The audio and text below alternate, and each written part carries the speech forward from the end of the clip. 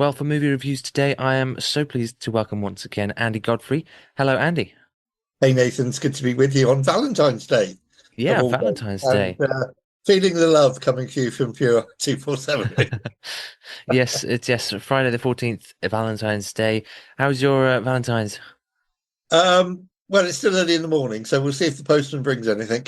The old joke, it's an old joke, but I can never read my own writing when they come. So Yeah, well, actually, you wrote about a little bit about that in our I did write recent about Pure it News. as well. Yeah. Um, so what we're going to do, folks listening, because Nathan and I were talking off air, we're going to look at some new films that are out. We're going to look at some films to watch at home, and then I'm going to give you my top five films for Valentine's Day. Yeah. My list will be totally different to everybody else's. I've seen several of these lists already from film critics and different movie websites and different people who write about films. So my list is going to be totally different. Yeah, well, that's the great thing about movie reviews, isn't it? We've all got different preferences, but it'd be great to hear about some, I guess romances at Valentine's or good Valentine's Day Yeah, films. romantic films. Yeah, Yeah. so we'll see where we But go. I heard you've seen one new film at the cinema. It's just one. I mean, my week has been absolutely chock a block. I promise you, next week we'll have more new films to review. Okay, including a new Marvel film, but we'll mention Ah, that in a minute. cool. So the one that I did see was a film that we highlighted last week called Love Hurts. This is actually set on Valentine's Day, hence it's been released this week. It's a revenge thriller. It's a comedy revenge thriller. So a couple of years ago, there was a film came out called Nobody, which I really loved. It was a film about an ordinary guy living an ordinary life until one day his house gets robbed, and we find out he used to be an SAS man, and he goes after the bad guys to get his daughter's necklace back that they've stolen in the raid. They picked up and stolen in the raid. I thought Nobody was an absolutely terrific film. This is by the same producers, Love Hurts. Stars Ki Wong Kwan, I've got to get that right, who, as a little boy, played Short Round in Indiana Jones and the Temple of Doom. And he is an estate agent, but guess what? He's got a past where he was an SAS type. And guess what? There are bad guys. This time, the bad guy is his brother, who in the past has forced him to do some bad things for him. He's now trying to make amends, and some people are coming after him. And his brother's coming after him because he knows secrets about his brother, and his brother doesn't wants to make sure that his secrets are not going to be given away. It's a 15 certificate. I enjoyed it. I didn't enjoy it as much as Nobody, but it's the same team behind it. It's basically the same story, to be honest. But I quite enjoyed it. So that was what I did get to see. Now, as I say, next week, because my week's a bit lighter next week, we'll hopefully see some more films. Okay, Yeah. but let's talk about some films that are coming out today. Mm. In fact, this one's been out since Wednesday this week. Quite often, when a big film comes out now, normally films open on a Friday. But quite often, when a big film comes out, you will see that they kind of jump the curve and they put it out on a Wednesday to try and get extra box office. Everybody seems, so it's already made some money. But what is out today is the fourth Bridget Jones film. Now, Bridget Jones was a film in 2001 based on a romantic comedy book by author Helen Fielding. Basically, young girl living an ordinary life, falls in love, has lots of trials, misadventures. She gets married, she has a baby, and that's kind of where the first film ended. There have been two films since. We've now got a fourth film. And in this, Bridget Jones, played by Renée Zellweger, who was nominated for an Oscar in the very first film in 2001. She's on her own. Her husband has died, and she's raising a child on her own, and it's about the misadventures of motherhood. Hugh Grant stars in this, as he has done in all of the Bridget Jones films. So he's a very sort of typical Hugh Grant character, very British, stiff upper lip, but always putting his foot in it, kind of thing. And I mean, I wasn't a big fan of these films, basically because I'm not a big fan of rom-coms anyway. If you look at my book that I wrote, Confessions of a Christian Film Critic, there's chapters on horror and silent movies and westerns and Christmas movies. There is not one chapter on rom-coms.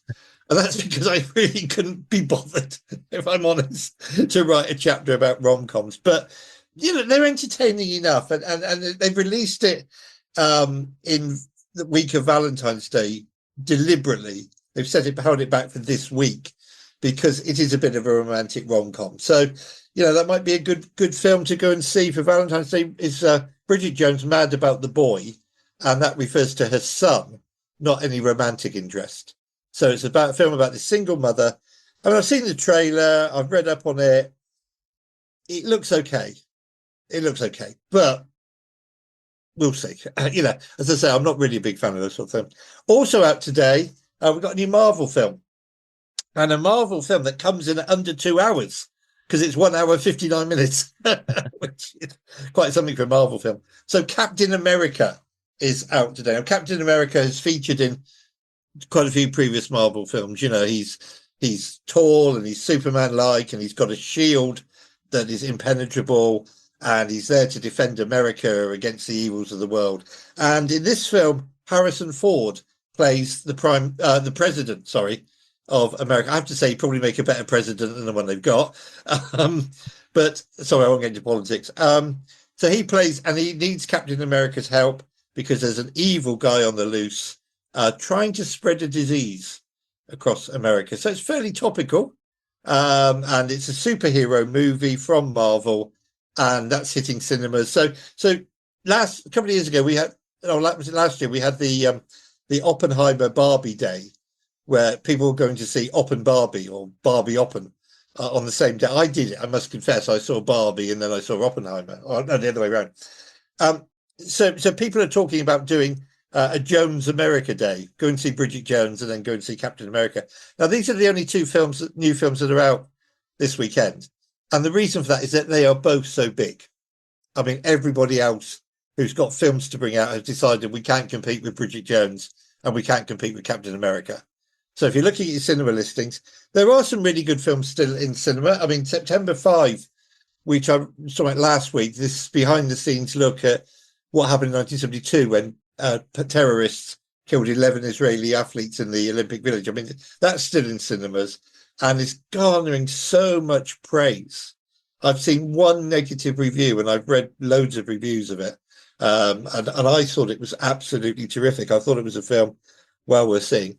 Also in cinemas, so while we're still on cinemas, this weekend, you'll find Pretty Woman has been re-released.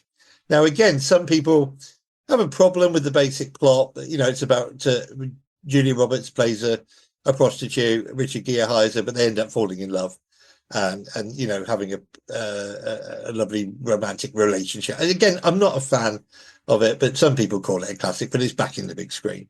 So yeah, some good films out. Dogman is still out, the animated cartoon about a policeman who has an accident and merges with his dog. That's been getting some very good reviews. People are really liking it. So again, that's another one on my list to see. But basically this weekend, you've got a choice of September 5, you've got Love Hurts, which I mentioned is the revenge thriller, Bridget Jones Mad About the Boy, and Captain America with Harrison Ford playing the President of America. And there are some, again, I've seen a bit of this film. I haven't seen it all, but some of the scenes I've seen set in the Oval Office, for example, it does look quite tense. It'll be a typical Marvel film. People will be fighting and flying around all over the place and bashing up buildings, and the White House gets destroyed. Well, I don't know how many times in action movies the White House has been destroyed, but it's quite a few. Probably most famously in Independence Day, when aliens destroyed the White House. So those are the films in the cinema, Nathan. I had a look to see what's available new at home, and I want to recommend one for all the family. Okay, so this came out a couple of years ago. It's called Super Pets. It's an animated film, and it is the American League of Justice, so Superman, Batman, these kind of people. It's about their pets. Superman has a dog, various other superheroes have got pets, and their pets have to go on an adventure to rescue their owners. And they've got, Super Dog, for example. Superman's he can fly, he can, and they club together and they go on a mission. I went into it thinking, I'm not going to enjoy this. This is a real silly kids film. This is just a daft idea just made to make money. I actually came out quite enjoyed it. Really enjoyed it. It's new on Netflix this weekend. And I really quite enjoyed it. Just for because we're on Pure, we're looking for films that families can sit down and watch together, and absolutely super. It's a U certificate. What pets would you have? What pet would you have if you were Batman or Superman or whatever? And imagine you were in trouble and your pets had to get together to rescue you. So it's a proper fantasy, really good animation. I enjoyed it. And then another one that's new on Netflix this weekend is the latest Batman film. Now it's called The Batman. And in this, Batman is not really a superhero. He's more like he was in the original comic books back in the 30s, which is he's a detective with all the gadgets. So Batman really plays a detective in this, trying to solve a crime in Gotham City. And you've even got typical voiceover dialogue. You know, you've got him reading from his diary as a voiceover kind of thing. So again, the old thrillers used to have this, you know, a voiceover. You know, it was a dark night in Gotham City. It was raining, you know, but you don't hire me for the easy ones, you know. And it was, I thought it was absolutely fantastic. I thought it was one of the best Batman films ever. So The Batman is out on Netflix this weekend. And then one more. So a couple of weeks ago, a very famous film director called David Lynch passed away. Now, David Lynch was known for making weird and wonderful films. I mean, way out there films. I mean, I don't know if you ever heard or saw Twin Peaks, the TV series. He made a sequel to that, called Fire Walk with Me. He made a film called Blue Velvet, which was a bit incomprehensible. He made a film called Eraserhead about an alien, which again is a bit incomprehensible. So he's known for making weird and wacky films. The most accessible of his films, and for me the best, and I have a box set with all his films in, but for me the best of his films was a film that came out in 1980, The Elephant Man. Now this is on iPlayer. It's based on a true story. Anthony Hopkins is absolutely fantastic in the title role. I mean, he's under a ton of makeup, grotesque makeup, with a hunchback and unable to walk properly. And at the start of the film, he's a circus freak, you know. Come and see the Elephant Man. Roll up, come and see the freakish Elephant Man. By the end of the film, he's been accepted into polite society and even met the royals. And he's become quite a celebrity, and it's become quite a thing to meet the Elephant Man, you know. And it's based on a true story. It's a very touching film. It's a PG certificate, most accessible of all David Lynch's films. I find it compelling. It was shot in black and white. And it is just one of those films that will endure. It will keep coming back to it again and again. I go back to it on a fairly regular basis. It was made in 1980 because I happen to think it's just a classic. So 3 to watch at home, 1 for the family, Super Pets. 1 if you like your superheroes, The Batman. Don't get confused with Batman. It's The Batman. And then from David Lynch, who, as I say, sadly died a few weeks ago, this very famous well-known director, Elephant Man.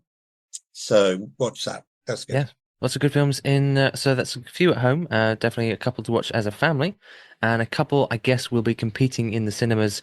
The new Bridget Jones and Captain America. Is it Brave New World? Is the name of that one? Yes, it is. Yeah, well done. Yeah, I think I have seen a couple of trailers of it. Yeah, I mean the trailers these days, as we've often said, give away too much. But I didn't think that trailer was too bad. No, only just a few of the more action-packed scenes. Yeah. So it definitely looks like a typical Marvel film. Lots of action, lots of explosions, lots of destruction. But yeah, good fun. I think Harrison Ford will be particularly good as the president. Yeah, I mean he's played the president a couple of times, hasn't he? He has. Can you think of the other film that he was in? Was it Air Force One? Fantastic. We'll make a film critic every year. Yes. So, do you want to move on to some romantic films then, for Valentine's Day? Well, today is Valentine's Day. I'm eagerly awaiting the arrival of the postman. My problem is I can never read my own writing. Boom, boom. The old joke, which I did put in my article in the Pure newsletter. But then the old ones are the best. So I picked 5 films, Nathan, for Valentine's Day. So if people are, wanting a romantic evening in tonight, maybe you're cooking a nice romantic meal or having a nice romantic dessert, and you fancy cuddle up and watching a film, I put them in order that I would watch them. So we're going to go from 5 to 1. Okay. And hopefully people will. I mean, my list is going to be completely different to everybody else's. Okay, so I've seen lists of films for Valentine's Day. Some of these are in most of the lists, some of them aren't. So this is my personal preference. Okay, so and they're all available widely to stream. Okay, so first of all, at number 5, I've gone for Brief Encounter. Celia Johnson and Trevor Howard, 1945, black and white film. A couple who literally have a couple of married people who literally have a brief encounter and fall in love. It's based on a script by Noel Coward, of all people, and it is one of the most there's a famous scene where she's in the train. This is no spoiler really, but she's in the train and he's on the platform and they're trying to talk to each other and the train's pulling out the station and you're weeping because are they going to get together or aren't they? It's a very moving sort of weepy type film, but it's a very romantic film, Brief Encounter. And that train station is Waterloo Station, I think, where they filmed it. So I've gone for Brief Encounter 1945. Number 4, I've gone for Notting Hill. Now, we mentioned Julia Roberts a moment ago. Hugh Grant plays a bookshop owner in Notting Hill in London. Julia Roberts plays an actress. There you go.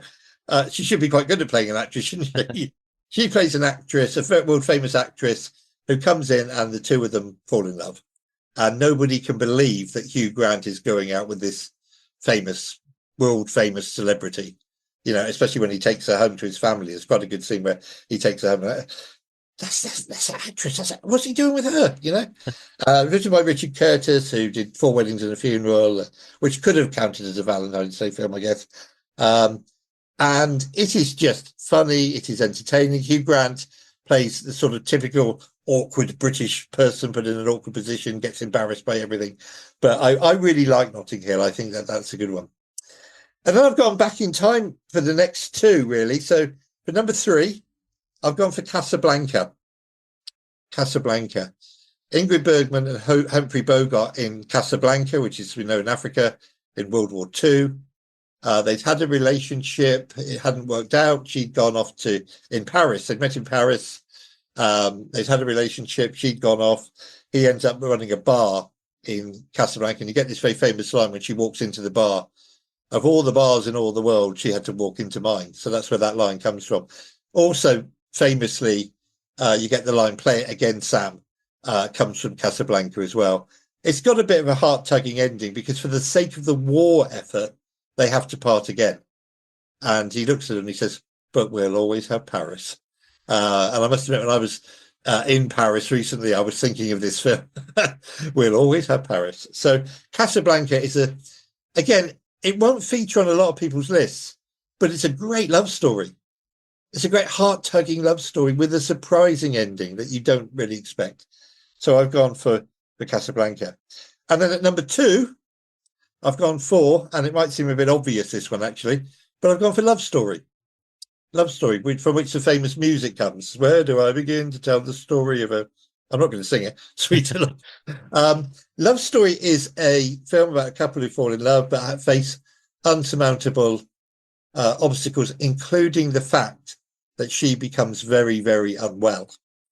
And, so Love Story is just a lovely film, great music. I think the soundtrack for me is probably the best thing about it, but it's a romantic weepy again. So, if you're in the mood for weeping, go for it. Now, this final one, number 1 in my list of films for Valentine's Day, I haven't seen this on any other list. And when I was with some members of my film group on Monday in London, and I ran past them the idea of Valentine's Day films. None of them suggested this, but when I said I was going for it, they were kind of like, "Oh, yeah, okay." So it also happens to be one of my top 5 films of all time. And again, you'll see it in the book. I've gone for La La Land. La La Land. Now, La La Land is a jazz musical. Some great songs in La La Land. Absolutely great music. The soundtrack is exceptional.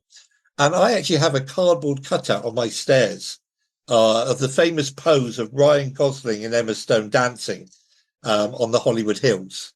I was in a Tesco store when it came out on DVD, and there's this big cardboard cutout in which the DVDs were in a little shelf. And I said to the manager, "What do you do with that when when you stopped selling the DVD, I always said we throw it away. I said, no, you won't. I've got it on my staircase. La La Land is a film about two people who fall in love. She wants to be a famous actress.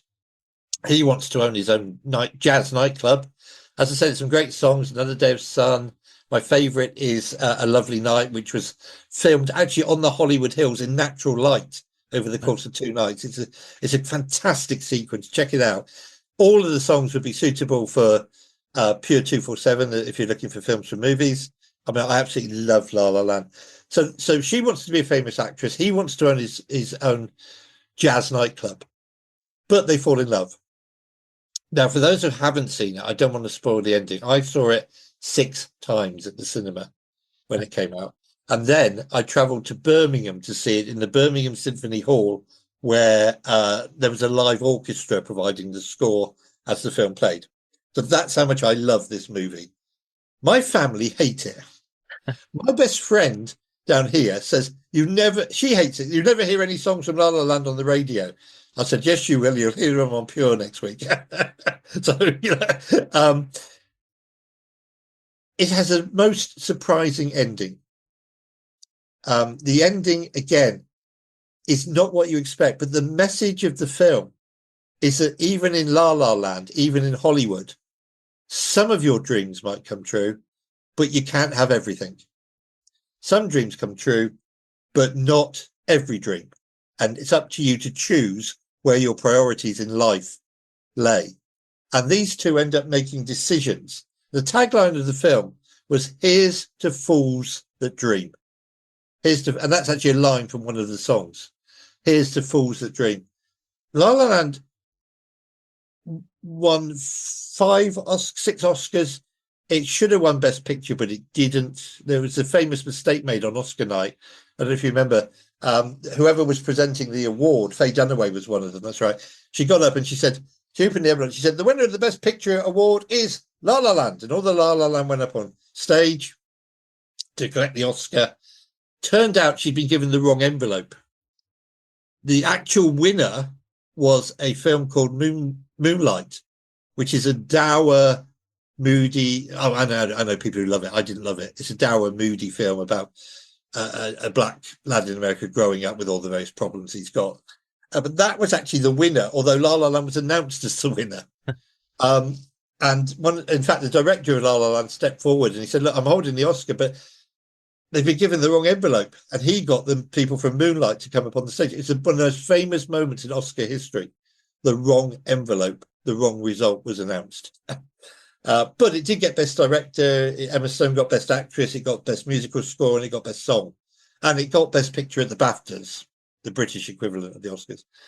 So I love La La Land.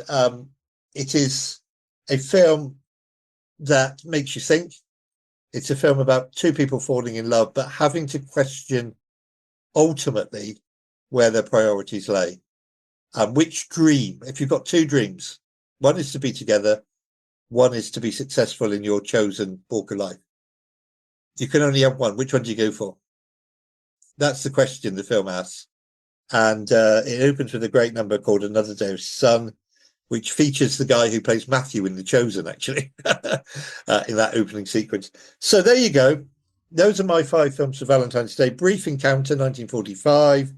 Notting Hill, Hugh Grant and Julia Roberts falling in love. Casablanca, wartime romantic epic. Love Story, bit of a weepy from 1970 with a great soundtrack. And La La Land, which also has a great soundtrack, great performances. A lot of my friends and my family didn't like it. I love it. I love it. And I think it would be a perfect one for Valentine's Day evening. Yeah. There you go. Excellent. And I'd probably by next week I'll have seen a few more films. Oh, that's great. Thank you so much, Andy. Loads of great films for Valentine's Day, I think. And looks as though a musical or 2, which is good. Yeah, I mean, as I say, La La Land is jazz music, so it's not to everybody's taste anyway. But if you're a jazz fan, you're going to love the score, you're going to love the songs. I love the story, I love the performances. Yeah, musicals, as you say. And Love Story certainly got a fantastic and very famous score. So those are the ones to go for, folks. There you go. Well, thank you so much, Andy, for bringing us today's movie reviews. A couple in cinemas coming out over the weekend, and there's your 5 movies for Valentine's Day. One of which, as you mentioned, is in fact in your top 5, which do appear in your book, Confessions of a Christian Film Critic. Do check that Yeah, out. I shamelessly plugged the book. I'm sorry. No, no, it's good. It's good. It's a great film, a great book, and it does cover a lot of these different genres, as you say, Yeah. but not rom-coms, even though No, that one is in the top 10. we'll have to do a rom-com chapter in the next book, I think. Yeah.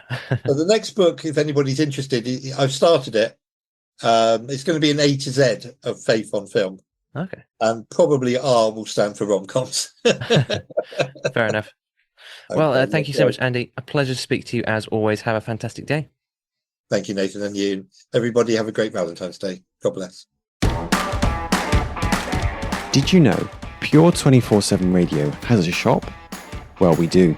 You can buy merchandise while supporting the work that we do here.